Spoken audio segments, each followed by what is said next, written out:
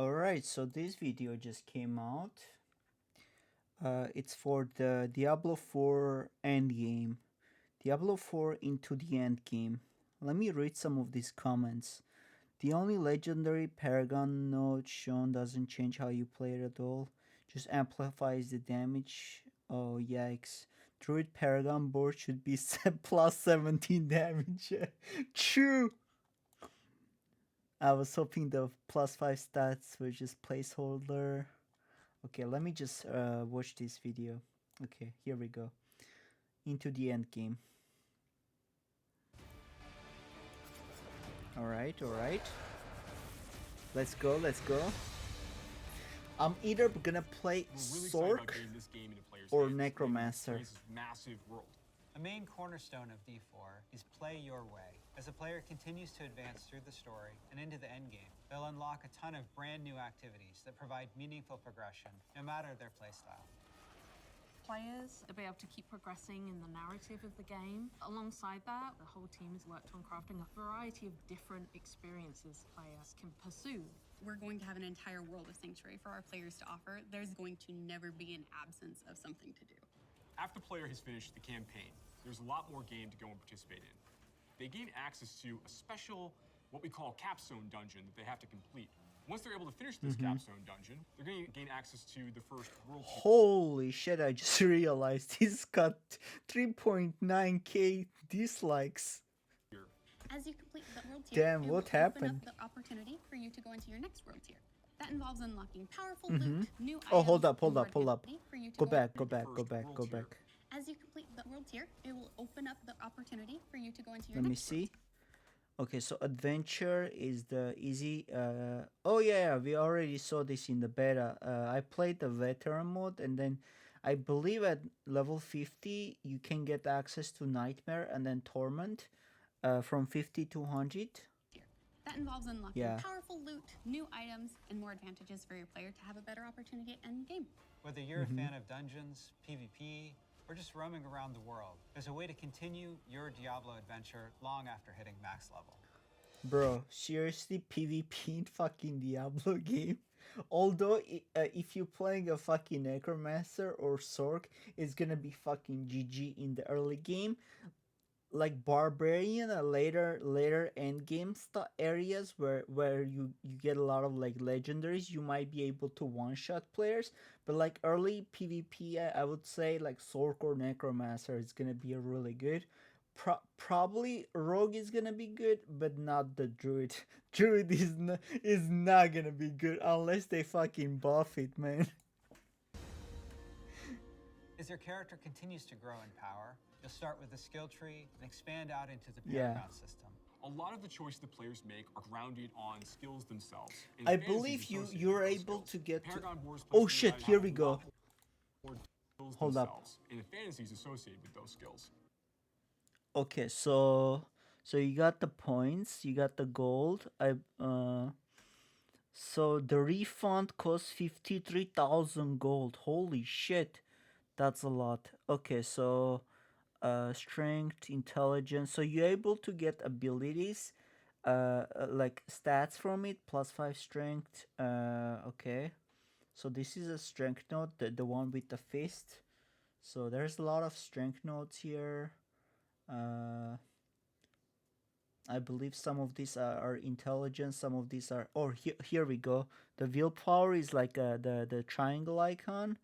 Intelligence is like the cogs. And dexterity is like... What is that? Fucking hands? Yeah, hands. So there's a lot of them.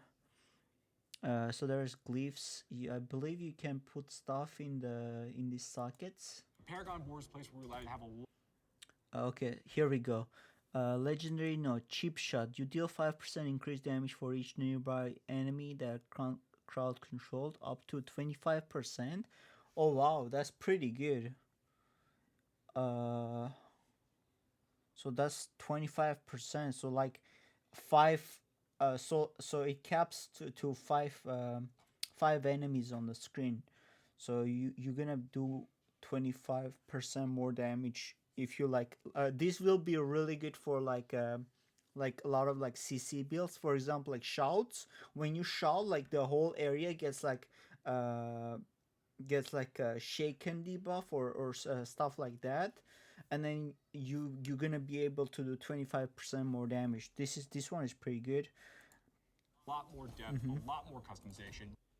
Okay, so many there's more options. dexterity. So these ones are minor. So these are like the statues of Lilith you gather in the world. Except you have to put points in here.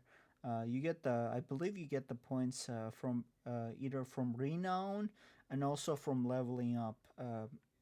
I'm not sure if there's another way of getting paragon levels, but yeah, those are the two ways: renown and leveling up. Okay. As you go. You can rotate the board, so you can choose a different path if you're like, I want to do more strength. Ooh, that's cool. Okay, so you can actually, so if you don't want to start from here, like let's say if there's not a lot of like strength, like let's say you're building like a strength build with on a barbarian, and like this part is not, there's not a lot of strength, so you rotate it around and then you start from here. um, you also want to look at some of these nodes over here to see which one is like closer to you, so to start from there. This is pretty customizable. I would say it's pretty good. Based things. I want these particular boons or glyphs. You can chart your path through it, and they're really Yeah. a way for you to keep expanding your character and making it uniquely yours. Similar to the Paragon boards is the Codex of Power. It's an in-game system that holds the aspects Yeah. related to the character. You get them You are from able to dungeons. complete a dungeon, and they will Yeah. have a chance to drop an aspect that you can pick up. And what this allows players to do is take items they're finding in the world and make them more powerful, turn them into legendary items. It's really special to discover what Oh yeah, complete style really we already limits saw the this most during skill. the beta. It's pretty good. Oh, here we go, nightmare Every dungeons. part of Sanctuary is fulfilling and Here we go. satisfying. Dungeons in particular are really close to my heart. Nightmare dungeons are Holy going to give shit, the players- dude. Dungeons in are really Dude, these things actually like spawn like 20 spiders when they explode. So there's like, well, like 30 of them here. close to This my is heart. like a lot of Nightmare mobs here. dungeons are going to give the players the opportunity to experience a dungeon that they might have already experienced in their past playthroughs. Mm-hmm. They'll enter the dungeon with a found sigil that alters the playstyle and the intensity of the dungeon. They're more I'm gonna difficult, do that on and the they torment have difficulty. additional objectives, and then they also have affixes, which add a degree of difficulty for you and your group to work through. Oh, that looks One of fun. my favorite affixes that you can find in Nightmare Dungeons is actually called Hellgate. Occasionally, these portals will open up throughout the area. that Oh, will just shit. pour out different monsters that aren't native to that region. Yo, this is straight up the Path of Exile league mechanic. What league was that? Was that Delirium or something? Like where when a portal appeared and then bunch of monsters came out. Either Breach or Delirium. One of them. Yeah, this is like that. They just copied Path of Exile. This is really good, by the way. For you to also be dealing with while you're trying to handle everything else inside Yeah. the dungeon. Oh, I believe even Lost Ark had a mechanic like this with the gates. Yeah. There's over 120 dungeons to play through and find in Diablo 4. More like 5 or 6 dungeons. They just copy and paste of each other. There's not 120 dungeons. It's just the same 7 dungeons, like with a slightly different variation of monsters and stuff, like shuffled around. Yeah, I wouldn't say it's 120. And any one of them can become a nightmare dungeon by finding a nightmare sigil and then using it to activate the nightmare version of that dungeon. Oh, so during the beta, there was this thing where you would go to the person that you had to craft like legendary aspects and stuff. There was another tab called sigils. I believe those are the keys, like the nightmare keys you craft to access those nightmare dungeons. So yeah, that's what he's talking Dungeon about. space. Everything's a little darker, everything's more difficult. It's going to add a little bit of a twist of flavor on your particular dungeon. There's some targeted activities in Diablo 4 that suit what you're feeling in the mood for. The Forces of Hell are starting to have more influence in certain parts of Sanctuary in the vast interconnected overworld that we experience. And as the players are going into Helltide areas, they're going to find even more powerful monsters. And by killing them, they'll be able to gain these special shards they can take to go and use to purchase these big rewards that are available at these Hey, ashes legendary, found let's throughout go. Helltide areas. The sky darkens and the rivers run red, meteors fall from the sky, and the monsters get harder.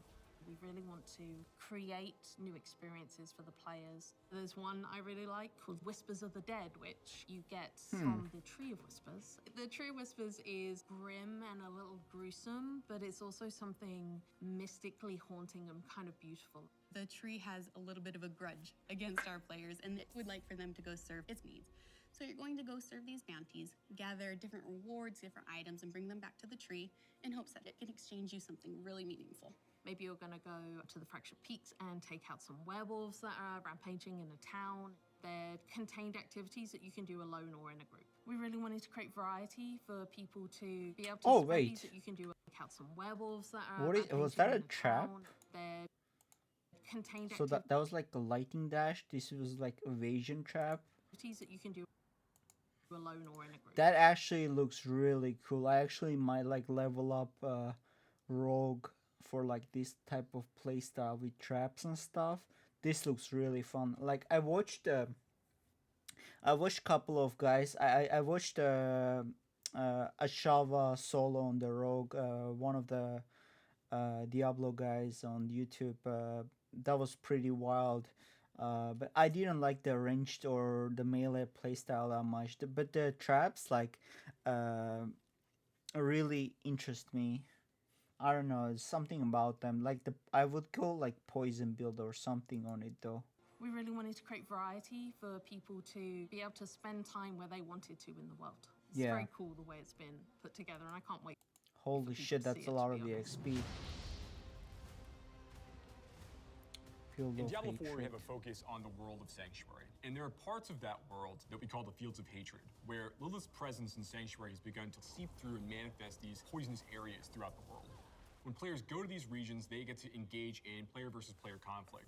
These offer opportunities for the player to collect shards, but there is a little bit of a catch. In order to get these shards back to town, you will need to purify them. Other players will definitely know that you're attempting to purify your shards, so you'd better be prepared to fight if you're going to be playing any PvP, and be prepared that you might lose some stuff in the meantime. Once they've got the purified shards, they can take these, go back to nearby towns to sell them, and then use that to buy a whole bunch of like interesting cosmetic items. And rewards, Interesting. It's a place Oh for- wait. and use that to buy. So they're kind of like this other currency where you get by doing the events in the overworld, these purple ones, and the red ones you get, it's like called red dust or something like that. So there's another gambling NPC. Okay, so cap 3,000. Yo, this is too much. I think this is way too much. Unless these give like these have a way higher chance of dropping legendaries, I don't think this is worth it. Like you see, they have 3,000. I'm not sure like how much you get for doing like PvP. Like I don't see me doing this a lot, like when like leveling up, and like you see like she's like level 75, so like I wouldn't even bother doing PvP. If this gives the same rewards as the globes, then there is no fucking point in doing PvP, just waste of time. Like why would I do that when I can just go do a dungeon, do the story, and just get to level 100 and get like way better rewards. Like I don't want to waste my resource and time on this shit. So I kind of see where's the dislikes are coming for this video. At least for me, this is like pointless. Like why would they even fucking try to put PvP in a fucking ARPG? Every single ARPG that has like PvP completely fucking fails. except for maybe Lost Ark, but Lost Ark is kind of exception because it's technically it's like MMO hybrid. Uh, this is kind of like source, kind of like MMO light too, but like usually like in Diablo games, like the PvP is pretty bad, man. I wouldn't do it. If I had to do PvP, if somebody like tagged me up and like tried to kill me, I would just PvP them. But like I wouldn't go out of my way to PvP. Like I'm not fucking playing this game to PvP. If I wanted to do PvP, I would go play League of Legends and like Valorant or like a Hearthstone or like some kind of like competitive game on Overwatch. Not this shit, you know. So yeah, this is just like my opinion though on this matter. If you enjoy this type of stuff in the game, then more power to you. But like I don't see myself doing this stuff. That's a lot of attack power. Holy shit! I only had like 1,700 at the end of the beta. Yeah. Although they do have uh oh wow, they actually changed some of the UI stuff here. So like you see these slots here, these sockets, they change like the size. They're like way more apparent in the UI. Yeah, like you can see better. What else did they change? I'm trying to find some stuff. Consumables aspects same as before. Uh, I can't seem to find stuff. Was there like profile button here? I don't remember. It's been like 2 weeks already. Man, I wanna play this game so bad. Holy shit, there's fucking ear in the inventory. Alright, let's just continue to see what they say. Buy a whole bunch of like interesting cosmetic items and rewards. It's a place for people who really love PvP and want to still get loot and still increase their character's power. If that's the way they want to play, they can. Fair enough. Launch is just the beginning. One of the things we're really focused on is creating a living, breathing set of updates for players to engage with after the game has gone live. It's really just going to be a way to keep coming back and experiencing more Diablo 4 in fresh ways. We're really eager to hear all of your experiences and just enjoy the entire story with you all.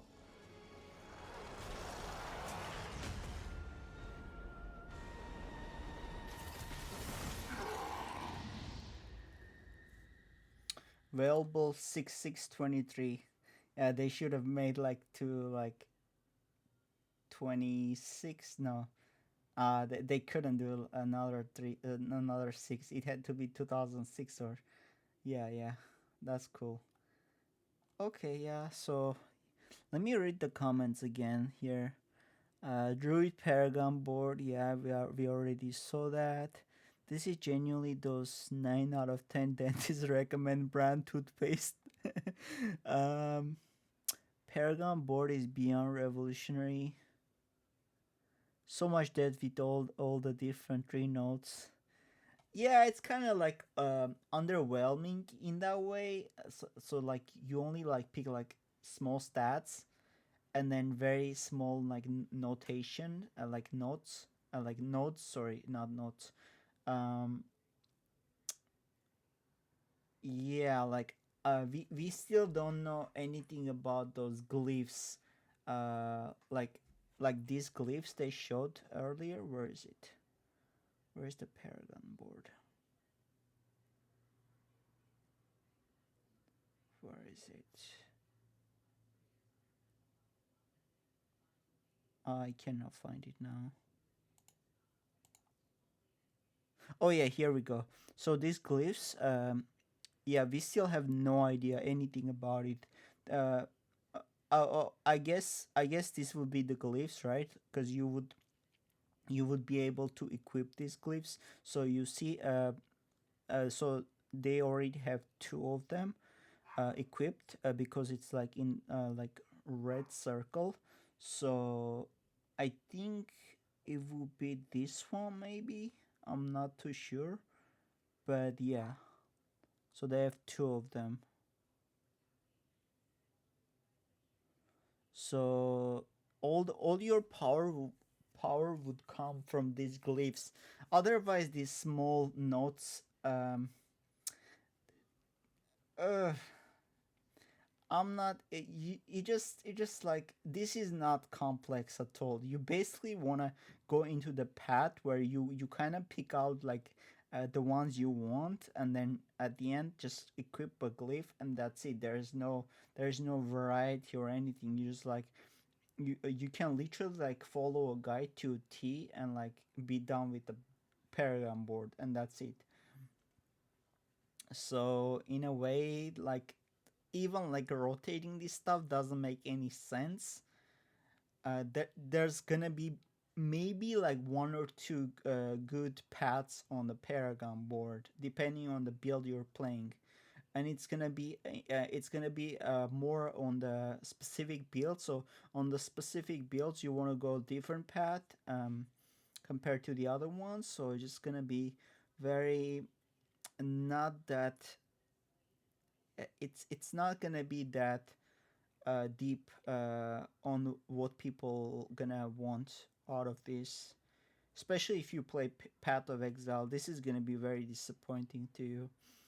um yeah, this looks pretty basic stuff so far. Maybe they can expand it later on with the seasons and expansions. Hopefully, give them like more updates, like give them better better stuff, because like this most 90% of this shit is just passive stats, which is just fucking boring shit, you know. But yeah, anyways, this was my reaction to this into the end game trailer. I'm gonna play when the game comes out. I'm gonna play Path of Exile and all that shit. Anyways, thank you for watching, and this was Xela signing out. See ya.